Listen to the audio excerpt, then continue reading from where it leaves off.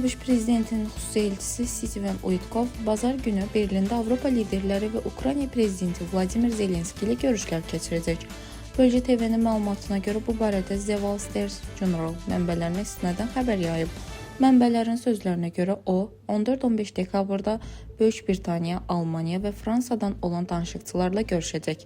Qəzet hesab edir ki, Uitkovu Berlinə göndərmək qərarı ABŞ administrasiyasının Vaşinqton və Kiyev arasında sülh sazişinin şərtləri ilə bağlı fikir ayrılıqlarının aradan qaldırılmasına sadiqliyini nümayiş etdirir.